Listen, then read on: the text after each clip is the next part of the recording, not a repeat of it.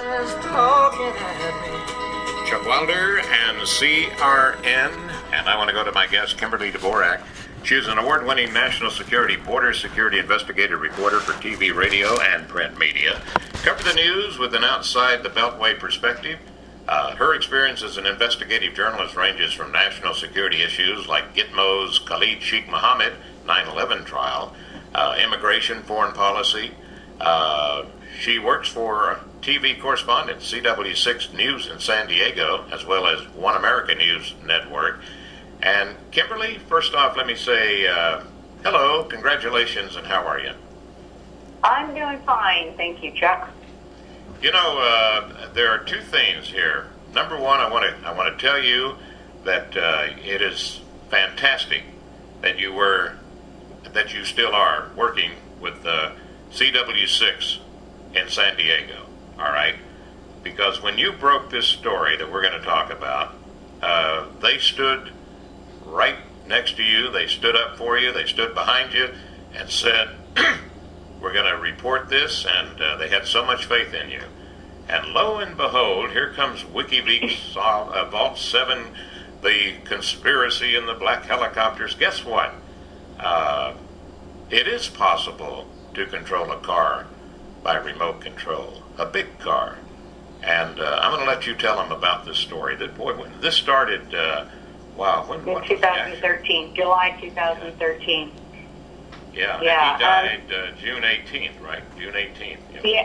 Yeah. So 2013, a very talented writer by the name of Michael Hastings, who had worked for Newsweek, Rolling Stone, as well as others, and used to cover the Barack Obama administration, went on the campaign trails, and then after going out on the campaign trail the second time around, he became very disenchanted by the administration, and so he began to work on stories dealing with national security, the CIA, NSA, surveillance state.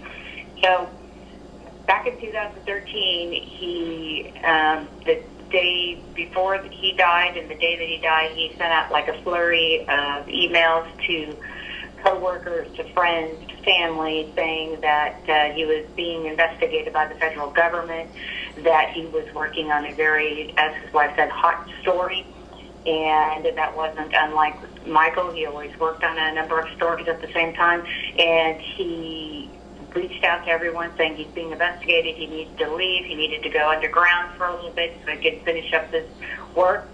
And at 4:30 or about 4:20 in the morning, he decided he was going to be getting in his car and headed to, presumably to the airport, is the direction. I went and retraced the exact route. And on his way to the airport in West Hollywood, his car unexplainably blew up. And there have been several different accounts counting as to what happened. But when you get down to the actual investigative work on this, and I will let all the listeners know out there that this weekend that I'm going to be putting together a timeline of what happened. I'm going to put out all the documents I've received from the CIA, the FBI, the Los Angeles Police Department, and so on, all FOIAs that I have remaining. And to this day, the LAPD continues to stonewall on this and refuses to release the police investigation. And if there's no foul play involved, why not release the investigation? But so in a nutshell, that's kind of what happened. And he died in a brand new Mercedes-Benz. So it wasn't an old car. C250. Yeah, Mercedes C250 coupe. And the interesting thing is that there are, I don't know how many eyewitnesses, maybe only one, that says, I saw the car going, like kind of crazy. It blew up. Then it hit the tree, and it blew up again. And then I think there were, 3 more explosions after it hit the tree? Well, what happened is you look at the surveillance footage that was from the restaurant that was near the corner, that was maybe a couple hundred yards. Which, by the way, I have on my blog for people can go to that video link and see that. So what we did at CW6 is we slowed down that video so we could take a look at what happened to see if the car was swerving before it crashed, to see if it looked like it just lost control.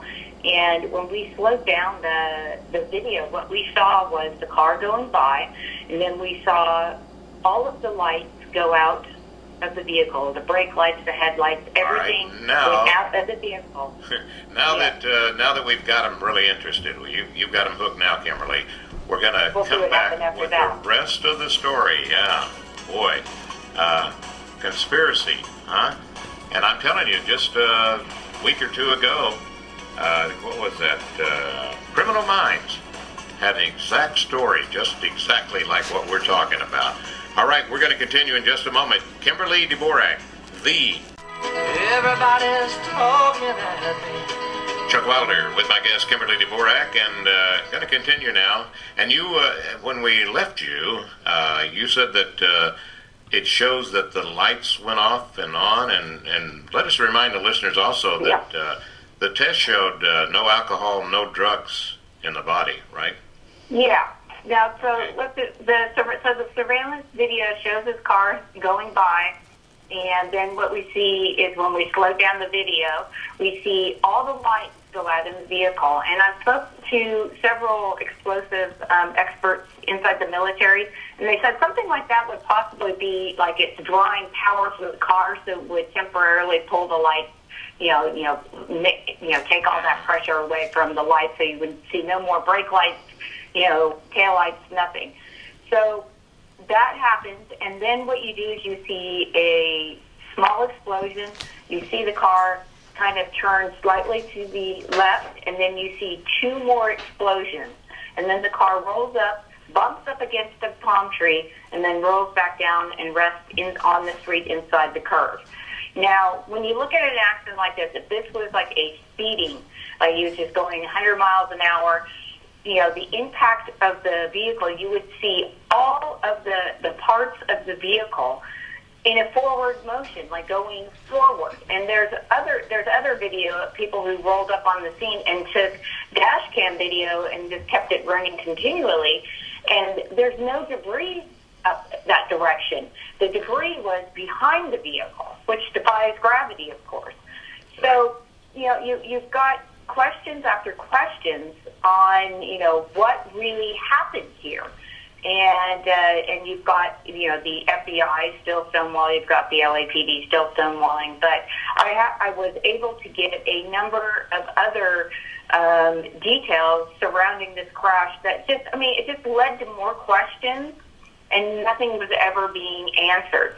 So, for instance, the injuries that Michael Hastings sustained in that car accident, I was able to get the autopsy report, which also declared there was no alcohol and no drugs in his system. They said that there was methamphetamine type drug in his system, but the coroner's office in Los Angeles actually specifically emailed me and called me and said the LA Times is misprinting in their headline that there were drugs in his system, and that the machine they used to test his blood was something that often caused a false positive. So they used that machine specifically to get that, because the second you get drugs in a headline of a story, he was just a drug addict, move on, there's nothing to see, he was drunk, he was on drugs, that's why he crashed. But also, in that autopsy, I also sent that out to a couple of different examiners, medical examiners, and they said that his injuries within that car were not consistent with a front impact car collision. So they were claiming he was doing 100 miles an hour, and then he crashed into a palm tree, and he died on impact. Well, the injuries, and this is kind of always put a little warning out there. This is a little hard to listen to, but I'll make one comment. His spine was pushed all the way up through the back of his skull. And that is indicative of an explosion coming from underneath the vehicle. And of course, when I learned that, I called Mercedes-Benz going, hey, what's going on? Do your cars blow up? I'm sure BMW would be really excited to learn that, its main competitor, their cars just seem to blow up when they, get into, some form of accident. And the other fact was that if he was traveling at that amount of speed, when he hit that palm tree would have fell over. It was barely singed. And we saw, remember with the actor that was in Fast and Furious, and he was in that Porsche up in, and when he crashed, they crashed and went through a cement light pole, and that thing sheared off, completely sheared off. So I can use that as an example. Why didn't that palm tree shear off if that was truly going 100 miles an hour and he hit that palm tree? The reason is the car did not hit the palm tree with that great of impact. And I went even further, and when I was doing my investigation, I walked where that camera picked up Michael Hastings' car and measured to where the car accident was. Got my calculations together, sent them off to a San Diego State math professor who did the calculations for me and said the vehicle was most likely traveling between 35 and 50 miles an hour. And we're talking a 4-lane road with a big 4-foot wide median down the middle of it. So, again, there are so many questions. 35 miles an hour, and you already described, his injuries. Hey, let me throw out here real quick two things. This crash, you say, followed the publication of, quote, Why Democrats Love to Spy on Americans, all right? And also that he had received this death threat from a staff member at McChrystal Group about a critical passage in his book, right? It was the wild and terrifying inside story. Would you like to read that? I have that passage right here. Yeah. Okay. What he wrote was, I wasn't disturbed by the claim of being killed.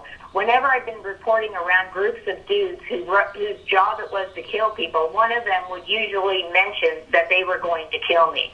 So this is something that he wrote in passing that he didn't take all too seriously because he believed as a journalist doing his job that he was going to, be able to, do his job, and that's just, the fallout after his story. And also, it's worth pointing out that, he did break this story on Stanley McChrystal, but I spoke to two people directly, and they're friends of mine, who were friends with Michael Hastings, who went back to the Washington D.C. area. And before he published this this blockbuster story in Rolling Stone magazine, he went to them and asked them to read through it because it was not his intent to have McChrystal fired. He did not want that. What his intent was to show readers and highlight that people within the ranks of the military had such blatant disregard for the commander-in-chief, Barack Obama. He had no ill will towards Stanley McChrystal whatsoever. But when a general goes down and he handed in his resignation, there are a number of other people that surround him, the chief of staff, that are also rising within the military ranks. And so when the general was let go and he handed in his resignation, all the people surrounding him also had to turn in their resignations. And so their careers virtually would come to a standstill because now they would presumably not be able to move up the chain any further. So there are a number of things, and I'm not saying that anybody within the military did this. I'm not saying that anybody in the federal government did this. I'm not saying the mafia did this. I'm saying something happened, and I'm saying that this reporter was murdered. He didn't die in a simple car accident. And I think that it's important for journalists, and this is why I continue to say this, and I get weekly requests from people, have you heard anything new on this story? But for me as a journalist, it should not be okay for somebody to go after a journalist for doing journalism, their job, and that's what we're supposed to be doing. And you're seeing these statements thrown about the Trump administration going after, journalists, oh, they're going to go missing and all of that stuff. I mean, he hasn't even been in politics for 2 years yet, for crying out loud. So, I mean, but it's a very serious charge, and he deserves some good reporting on this.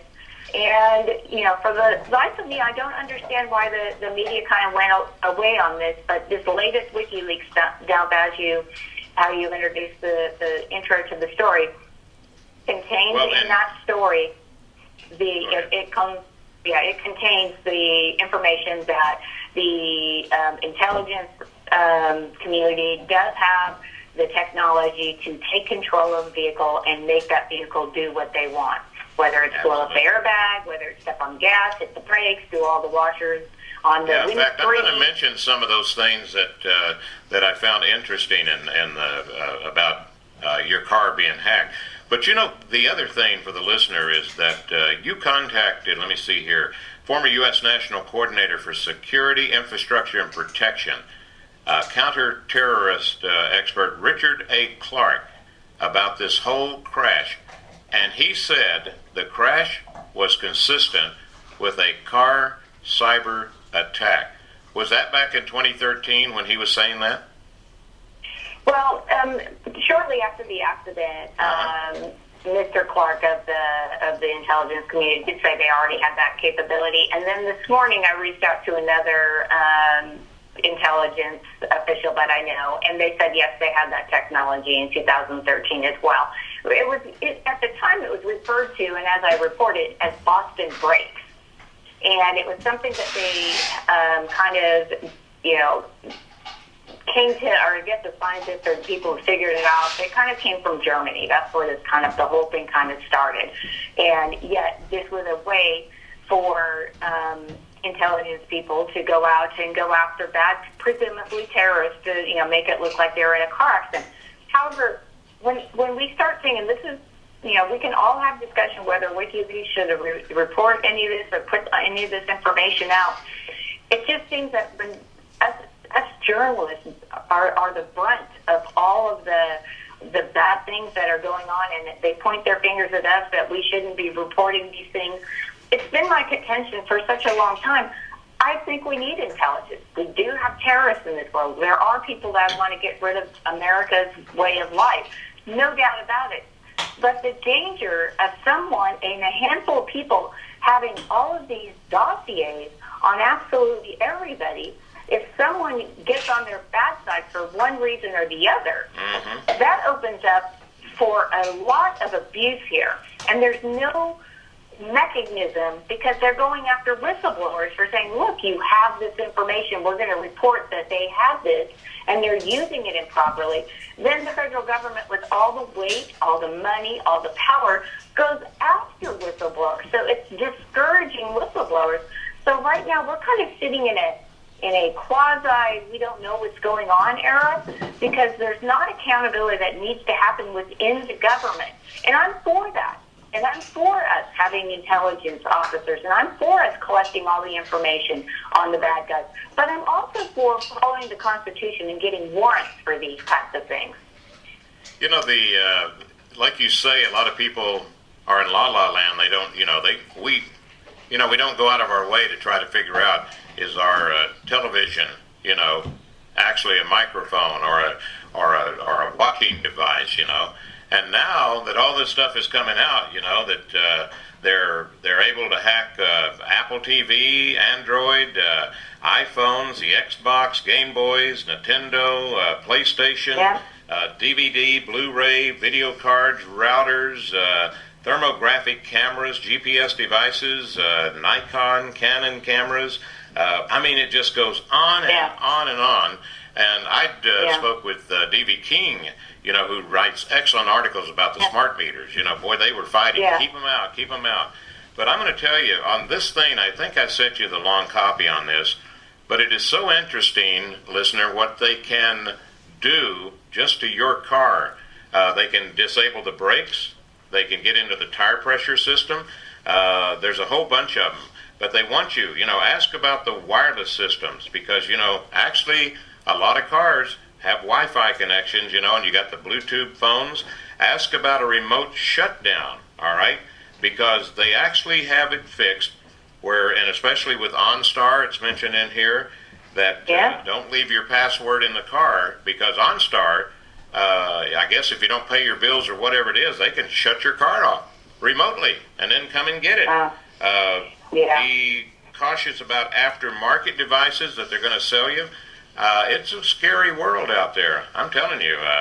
And you can see how something like this can be so damaging. And now it's going to throw a wrench. And this is where, Russia can kind of come into play. If Americans no longer trust and believe in their government, then they're a much easier country to undermine. And I know that that's what Russia is trying to do. I don't think anybody wants World War III with Russia, myself included.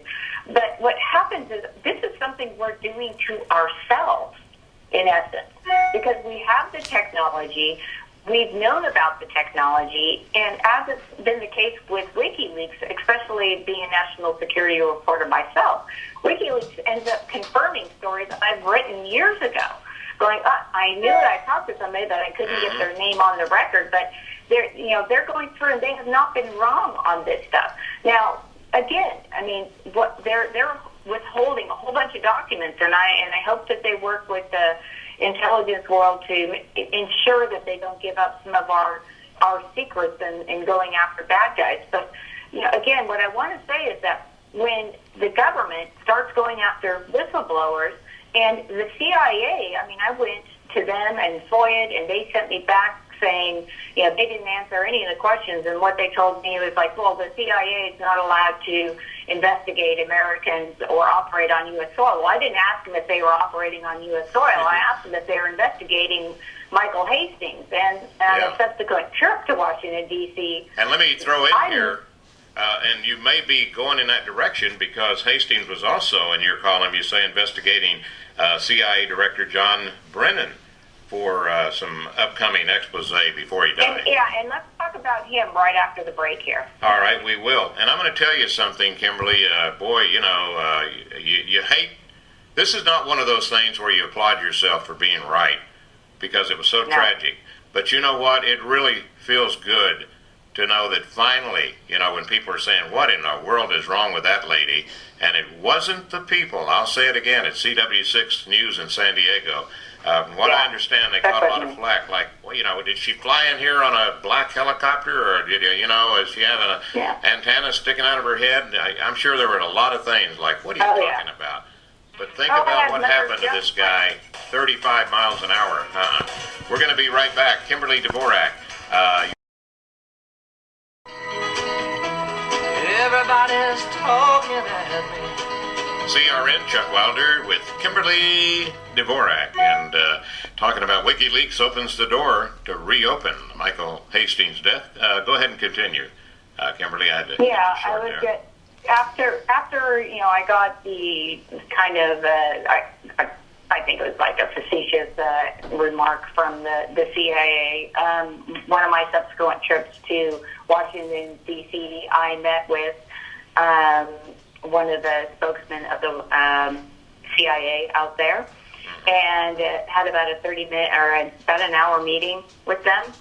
And it seemed to me that they were doing an awful lot of interrogating of me and wanting to know why I was covering this story and why San Diego 6 thought it was a great idea to, cover, Michael Hastings and national security issues and that. And I looked down, I'm like, we're one of the biggest military towns in the country. I don't know. I mean, but it's what he said at the very end that was really startling. And, we talked about Michael Hastings and a little bit about their relationship. They knew who he was, that he worked with them a little bit and giving them information. But he always came back to Michael Hastings and talking about it. At the very end of the interview, he looked at me. And I mean, it went right through me. He says, points his finger, he says, there is no story here. There is no story. And left. And I took that as, okay, they're telling me if you don't want to end up like Michael Hastings, then you're not going to go on. You're not going to report about the presumed story that he was writing on the then CIA director, John Brennan. And I looked at that, and, obviously that startled me. And what it prompted me to do was take all the information that I've collected for this story, and I've given it to a U.S. senator. I've given it to a couple of other journalists that I trust, and just in the off chance that anything happened, that there would be other people out there that would have the information and they could look to see what this was about. And, that was, my attorney said that's probably the best thing you can do is just make it as public as you can so people will question and you just won't, go by the wayside. So I think that this is where I think that, when we're doing our jobs as journalists, I mean, because some people don't like the truth or they don't like at the time, all the media was in love with the Obama administration. They didn't think that this was a bad thing. If this happened under Trump, can you imagine what the coverage would be like? But Michael Hastings didn't get that coverage. He got a week's worth of coverage and a few follow-up stories. And, I'm going to be reposting all the stories I've written. Again, the CIA, FOIAs, and what they sent back to me, FBI, DOD, all of these departments. I have requested information with the LAPD and the coroner's office, and I'm going to repost the autopsy as well because they pulled all of that stuff off the internet as well. And it's just, again, I'm not pointing the finger at any one particular person because I have no idea, who did this. I just know there was something happened that wasn't right, and it was against the law. This person was murdered. And it's not just my opinion, it's the people that I spoke with when they looked at all the evidence that there is out there, and there's a ton waiting to be released, but nobody will, go out and sue the Remember when they said... LAPD. Jennifer Flowers, there's no story here. Monica Lewinsky, there's no story here. Yeah, it's, well, hey, congratulations because, maybe not the proper word, but you're doing a hell of a job, Kimberly, and I appreciate the visit. We'll do it again. Okay, great. Thank you, Chuck. Have a good weekend. All right, you too. And if you want to read this entire report, go to thekdreport.com. Check it out on YouTube. Spell the last name DVORAK. And what was that other one? Oh, yeah. Can your car be hacked? Google it. Kim Boatman, Boatman.